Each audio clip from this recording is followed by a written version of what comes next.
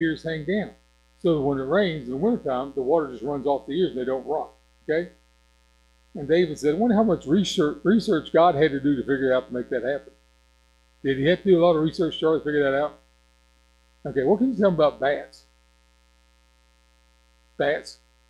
We know what baseball bats are, but we're talking about animal bats. Anybody know anything about bats? They fly at nighttime. They hang upside down. They sleep upside down, hang upside down. Anything else? Yes. Yeah, sonar. That's what fish have. You know what the fish have over in the sea? You know what a whale has? Yep, is that right? Anybody know? A whale, doesn't whale have, dolphins have sonar thing in the water where they can, huh? Echolocation. Dolphins, that's what they use. You know, that's the words they use for bats, too.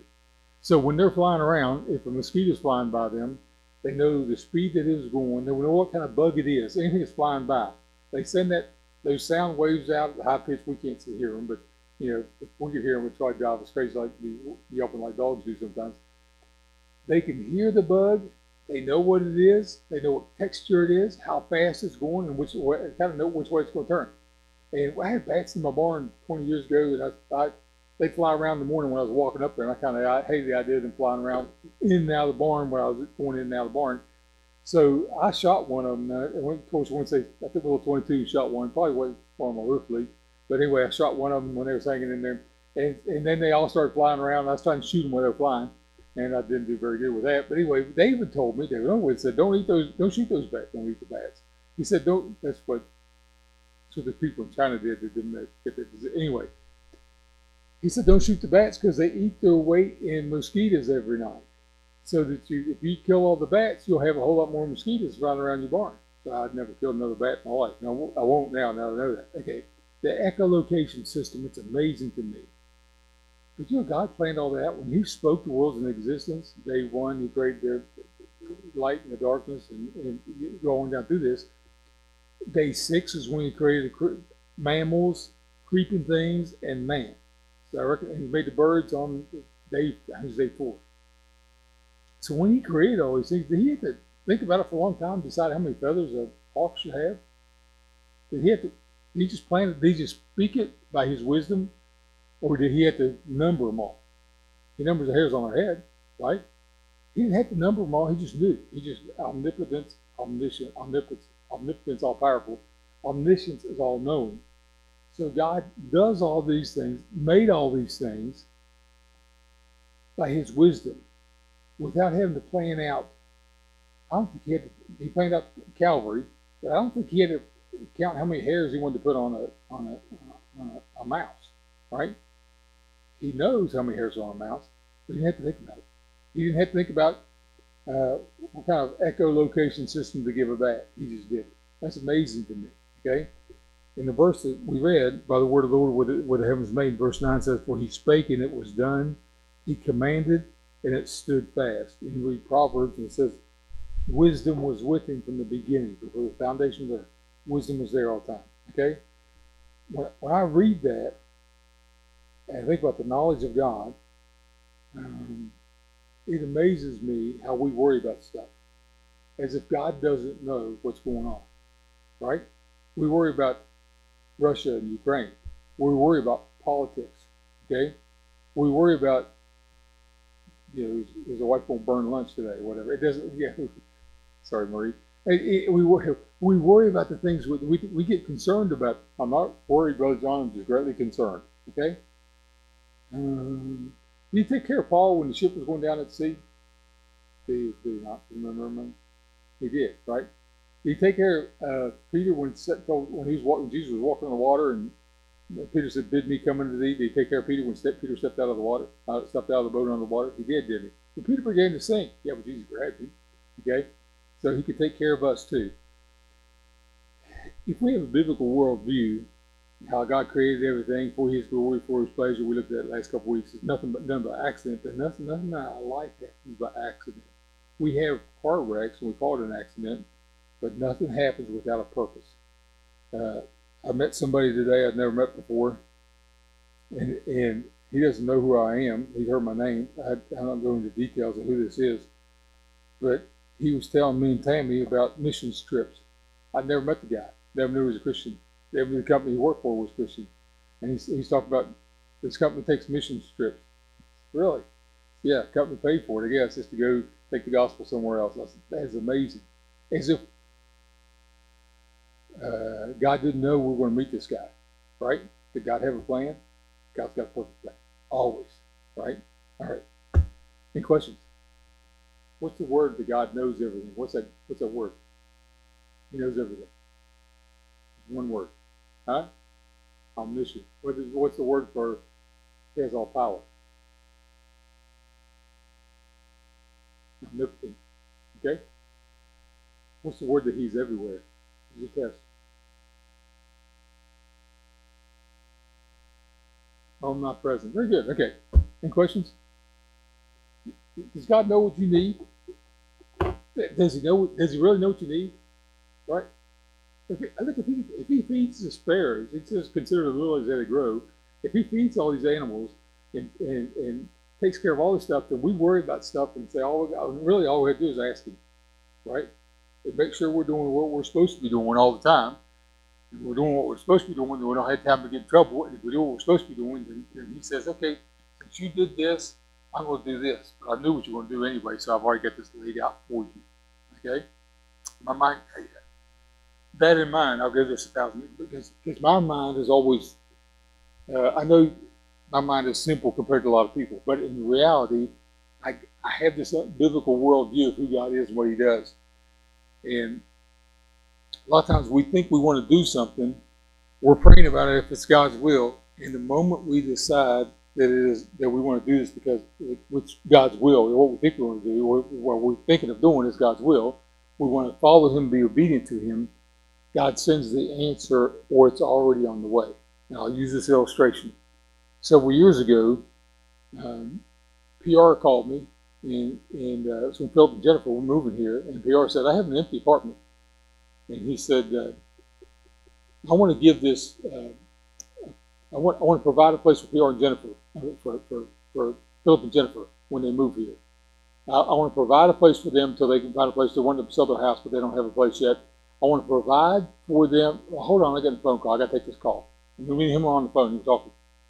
And so he hung up with me. He called me back 5 minutes later. He said, I was just telling you, I wanted to provide a place for them to live until they sell their house. It took them like 5 months. They rent free until they sold their house. And nobody else knew that. He wasn't telling anybody else, but I can tell you about it, and you don't have to ask him about it. It's going to go past us. It's going to go past us, okay, those of you listening. But his phone call that interrupted our phone call when he was saying he felt it was God's will for him to provide a place for them until they could afford a place. The phone call that interrupted our phone call was somebody calling him and said, we want you to bid on these jobs, okay, which expanded his business, right? I mean, he's saying, I want to give this, which is like giving whatever he charges rent, $500, $1,000 a month, whatever it is. I want to give this gift at no cost with nothing, no expectations in return for it. And when he says that, the phone call comes and says, we want you to do this and we want to expand your business. Okay? That makes sense? Like God already knew what PR was going to do in that decision. And so that while he was talking to me, when he picked up the phone to call me, someone else was picking up the phone to call him to say, we want to expand your business. That makes sense? And does God really work that way? Do you think it really works that way? We come home from work one night when I was in college. We didn't have any money. College students were all broke. Okay, we worked 50 hours a week in the steel plant, steel shop, manufacturing shop. We come home from work one night, and I'd bought a van because there's so many of us riding to work the same place. About 6 of us, 7 of us, going the same place to work.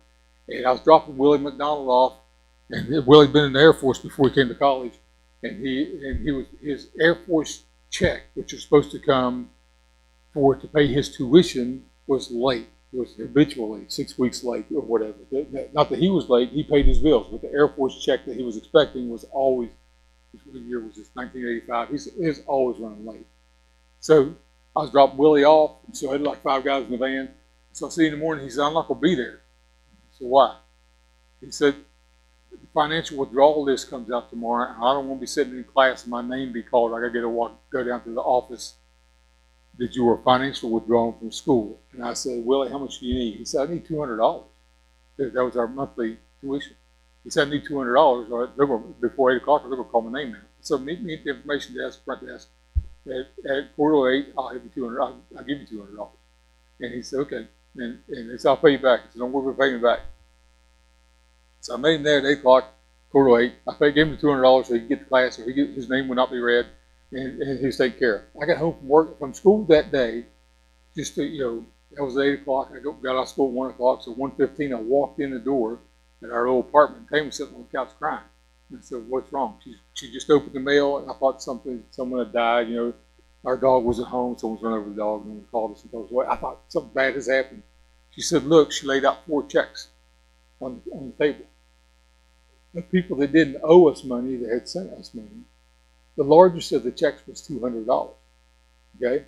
And everything above that was interest on the $200 that I'd given away 5 hours earlier, okay? Does that make sense? That God already knew I was going to give Willie that money, so 3 days before that, people had given checks. Some of y'all remember when we first started church, Gary McGoffin came here. Gary was one. Gary and his wife sent us. We opened the mail that day. There was a check from them for $200. They said, "John and Tammy, we sold our house. We got it more than our asking price, and we want to share the money with you." Okay, and there was no strings attached. So there was like let's say there was a 50% profit in me giving money away. John, does that mean I should go give all my money away? No, you pay your bills first or whatever. But when you have extra you feel led, do it. God's already got something else on the way. And we worry about stuff. God take care of this? Yep, God can take care of this. Questions on that? That's the kids' lessons. Okay? Now we'll go to our lesson. Any questions on that part? God take care of us. God knows what the bat needs to eat. Okay? Okay. Turn to Ephesians chapter 6. Go to our lesson. That's the kids' lesson. Just so you know, when they come to you and say, what's echo sonar, or what echo location? Of course, half our kids knew that. A bunch of little geeks back there, they knew that stuff. Okay? Excuse me. A bunch of well-trained scholars back there in the 5th grade knew what an echolocation system was. Okay. All right, Ephesians chapter 6, we'll read just a couple verses. Okay, look down at verse 11. I think that's where we're supposed to start. Jared taught me these verses from Sunday school a couple months ago. Look at verse 10. We'll start there. Finally, my brethren, be strong in the Lord and the power of his might. Put on the whole armor of God, that you may be able to stand against the wiles of the devil. That means the devil's going to fight against us. Verse 12. For we wrestle not against flesh and blood, but against principalities, against powers, against the rulers of darkness of this world, against the spiritual wickedness in high places. Wherefore, taking you the whole armor of God. We'll get into the whole armor of God if we get time for it, but I want to look at this verse 12 for just a minute, okay? Because this ties in with the fact that God knows everything, and sometimes we're shooting at the wrong king. For we wrestle not against flesh and blood, but against principalities and powers. Okay, back in 1 Kings chapter 22, Israel, the king of Israel was Ahab. The king of Judah was Jehoshaphat. King Ahab was a wicked, vile, filthy man. Remember, he was married to Jezebel, and a preacher years ago called him the toad of the devil. Ahab and Jezebel were the leaders of Israel. They led the whole nation into idolatry. The nation of Israel, not Judah. Israel's northern kingdom, Judah's southern kingdom. So Jehoshaphat went to visit Ahab, and Ahab is getting ready to go fight against Syria. And Ahab says, will you go with me to battle? Okay? So Jehoshaphat said, sure thing, you're my brother, we're your cousins, we're same family, let's go. So when they're getting ready to go into battle, Ahab says, I'm going to disguise myself and go into battle. So instead of wearing his royal robes, he just put on like a regular, not really armor, much armor, but like a regular soldier going into battle, riding in a chariot. Like he might be a captain of the army or something like that, not in any kind of a royal robe. And Jehoshaphat is out there riding around in a royal robe going into battle. So everyone would know that he's the king, right? So the Syrian king, before the battle, told all his captains, he said, I don't want you to fight with anybody except for Ahab. When you see his royal throne, royal chariot, and you see somebody who looks like they're dressed like a king, I want you to go after him. So when the battle started, there was like 32 kings, like assassins, going after not Ahab, but Joshua. They singled him out. They saw him, maybe a good feather in his cap or something. I don't know what's going on. But they saw how he was dressed. That's the king. Go after him. And they all started shooting at him. He went, ah! He got scared. He turned from the battle and went away. Ahab, of course, died in that battle because God had planned out for him to die in that battle. Prophets had said he would die in that battle. But anyway, the Syrian captains realized they were shooting at their own king, and they turned around. I think a lot of times Christians are shooting at their own king.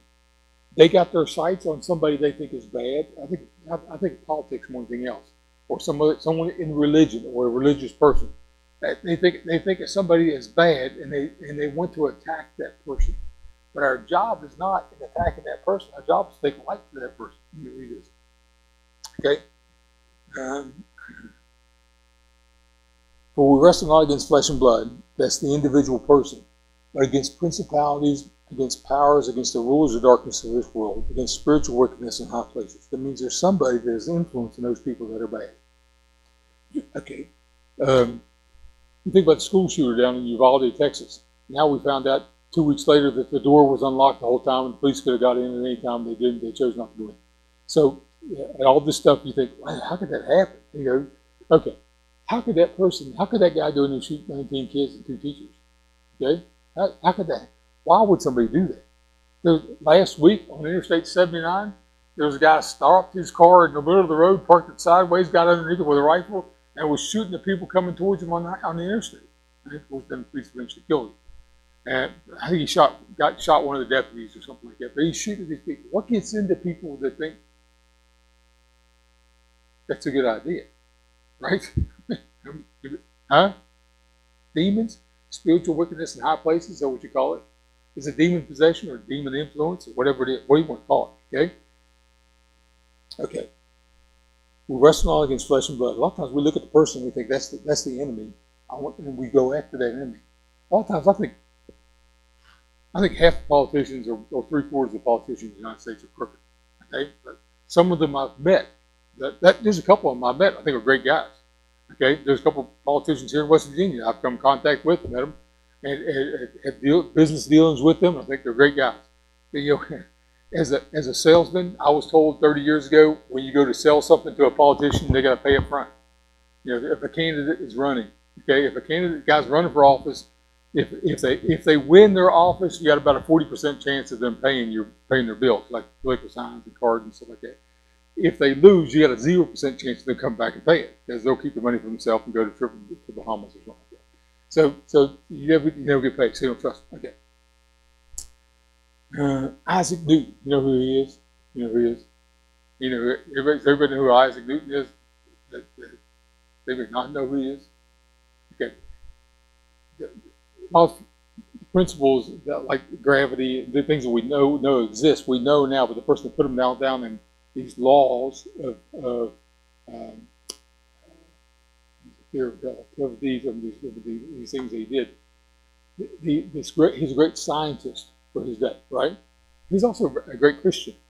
He had a friend that was an atheist. They were friends, scientists, but his friend would not believe anything that he said about the gospel. And Isaac tried to witness to him, and the main point of their difference in what their source of knowledge was creation. Okay, so Isaac Newton had someone put all the dimensions together, and had another friend of his build a solar system, the sun and the earth and the moon and all these things, and you turn a crank and the sun sits there and everything else goes around it and orbits and all the moons around. He built the entire thing. And so he built all that, and his friend, who was the atheist, came back in, because that atheist is not our enemy. Okay? Isaac Newton said that atheist is our prospect. That's the person we're supposed to win. So his friend came back in, the atheist, and looked at that magnificent solar system that was in his lab or his shop. He said, wow, that's amazing. Who made that? He said, nobody. It just happened. No. He said, who made the solar system like that? Who made that, It's all made out of wood or whatever, and the cranks and all this to make the thing go around. And his friend couldn't get over, okay, who made that for you? And Isaac said, nobody. It just happened to be that way. And he said, I can't believe it. He said, you can't believe the truth of creation. Why would it make any difference of this? And you see this, he said, it's got to have a maker, right? So a lot of times we think of, I'm using that illustration for this to come back and say, a lot of times we think somebody that is that is in darkness, okay? The shooter in Uvalde, Texas, the shooter that was up on the interstate last week, whoever these people are, they live in darkness. I've met people that I think live in darkness their entire life. Are they evil? That could be. But you know what they need? They need light. They need a Christian somewhere along the line that is a witness to them, to tell them about Christ, and to show them the light that is in them, that is in every Christian. That light's supposed to come out. It doesn't come out when we're berating them for their beliefs being different. It doesn't come out when we get on them because their political views are completely wrong. I could say that they're different. They're just completely wrong, right, Charlie? So okay. By berating somebody like that for their belief system, that's what they need. They need light. Okay? Any questions on that? Or comments? How do you know you're supposed to witness to? Someone was talking to me today, one of my customers. I'm selling stuff. Okay, it's my job. I'm just going to write down what they need to order. We talked for 10 minutes about other stuff. And they said, some people would just drag you down all the time. What's the word? Toxic. They have a toxic spirit about them all the time. Okay? And I said, okay, all we can be, she's a Christian, all we can do is be a light to that person because they can't get past the darkness that they're in. Right? All we can do is be a reflection of Christ to be a witness to them, to show them that God created the universe with a plan, and God has things going on in our life with a plan, just like the echolocation system for the bats or whatever else we need. Okay? So people that oppose us and reject the gospel really aren't our enemies. They're our prospects. Okay? That's the people we're supposed to be witnessing to. You think that guy's such a jerk? I haven't talked to him. How can I witness to that guy? He's an idiot. The only thing one ever said that about us, right? When we were lost. Did anyone else say, "Oh, you can't speak? You can't talk to that guy"? In the story of David, there was a guy named Nabal, and his servants talked to Nabal's wife and said, "You know how the master is. You can't even talk to him about anything." Okay. Remember, he said about us. Turn to Matthew chapter 5, because this, to me, when I read "Assume that the wrong king" or the spiritual wickedness in high places, then I go back to this in Matthew chapter 5.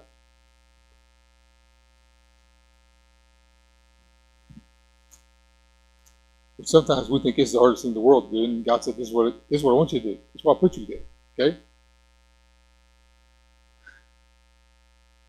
You got it? Matthew chapter 5, verse 10. Anybody want to read it out loud?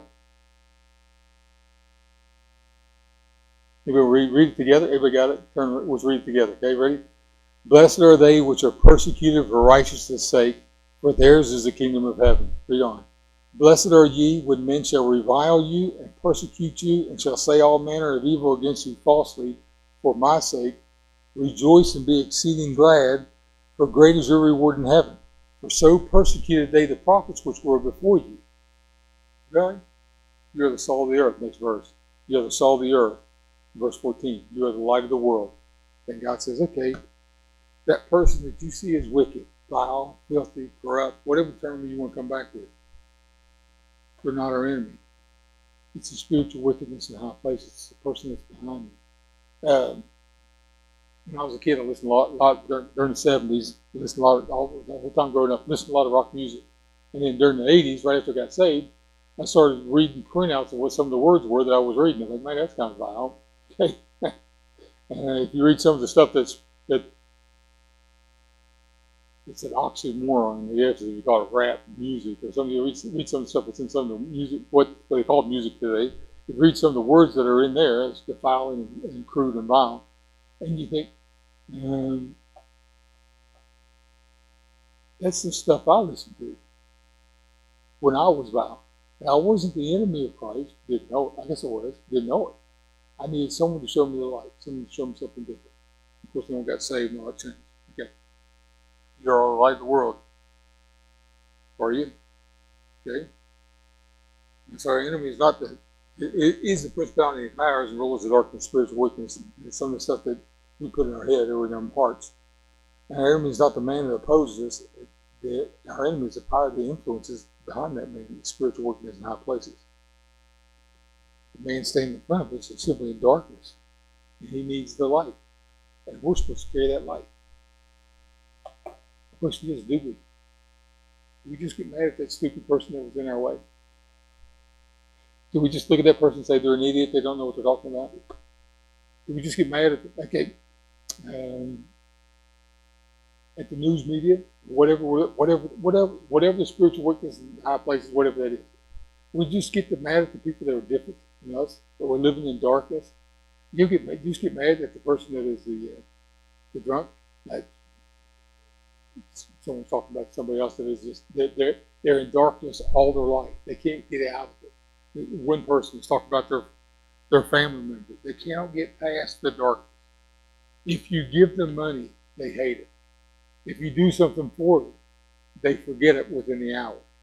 If you don't do something for them, they talk about it all the time because they had a need, you didn't fill it. Okay? I mean, it's just, probably everybody has a family member or neighbor or somebody like that. And no matter what you do, it's never going to be enough.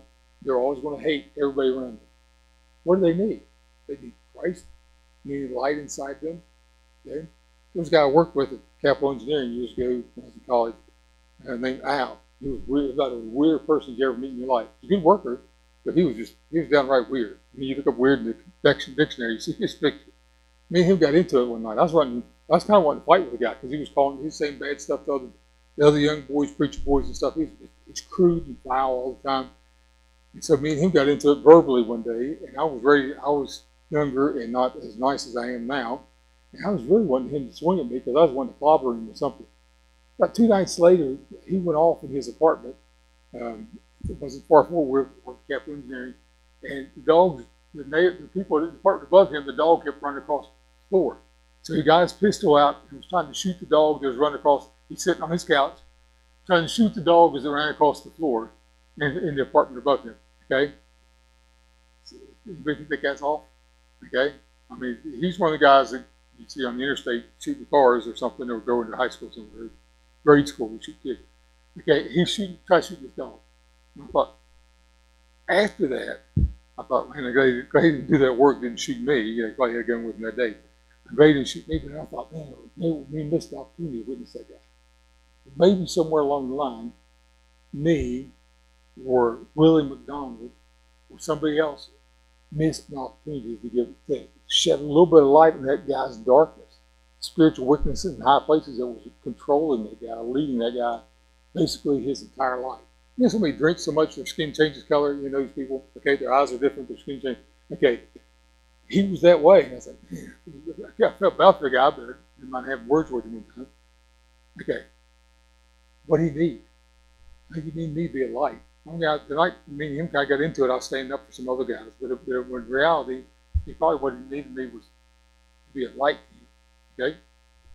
Okay. We're not putting in the armor of God. That's the next lesson. Okay. Any questions? How do you know then when you're supposed to be the light, or you're supposed to stand against that person that's in darkness? What's the difference? Is there a fine line? Or is there a defined line that you know that you're supposed to be a witness to that person? And the reason they're as vile as they are because there's spiritual weakness behind them? Or you say, all he needs is Christ. And we got to show him to them. We got to read the reflection. Is there a difference? Is there a line? The Holy Spirit tells us. The Holy Spirit would never tell us to witness to that guy over there because he's a jerk. He's been that way all his life. So he's been 40 years, didn't say anything in high school.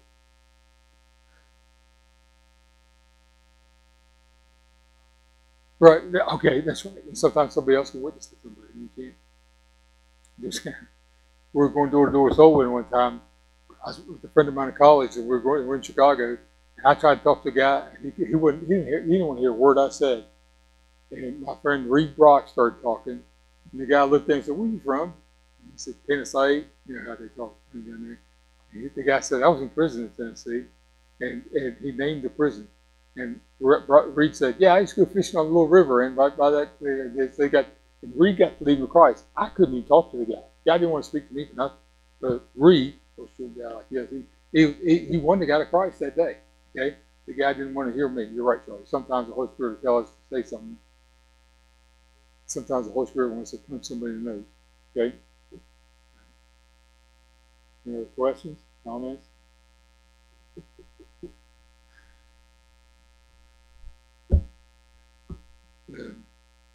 You know, probably some of you sometimes heard preachers tell kids around here sometimes, "You do it again, I'll punch you in the nose," right? Or blow up his fist and say, "I'm going to bust you right in the nose." Yeah, he was joking when I said it. We were working, I keep thinking about this because this is capital engineering, preacher and I were working up there, and some guy used the term, I used the word nigger over and over and over and over again in one night. And the preacher said, "You use that word one more time, I'm going to bust you right in the nose." He was serious. The guy looked at me. He says, "Is he serious?" I said, "Yeah, he is. If you keep saying it, I'm going to do it myself too." It got annoying to where the guy was saying the same thing over and over like a 4-year-old, same word over and over. And so the preacher said, the guy said, "Would he?" I said, "Yeah, he would. Would the Holy Spirit direct him in there? Yeah, David probably would." Yeah. Right. Okay, so we're wrestling not against flesh and blood, or against the CNN news, or the NPR, which our tax dollars paid for, that hates America and all our history. Okay? We wrestle not against flesh and blood, but against spiritual weakness in high places. Okay? Thank you, Lord, for loving us. I pray you help us to be the witness for Christ we ought to be. Use us to win others for you. Use us to be the influence for Christ we ought to be. To know the difference where we're supposed to stand for you, and when we're supposed to stand to be a light for somebody else, a reflection of you. Use us, please, for your glory. In Jesus' name we ask. Amen. All right. Dismissed.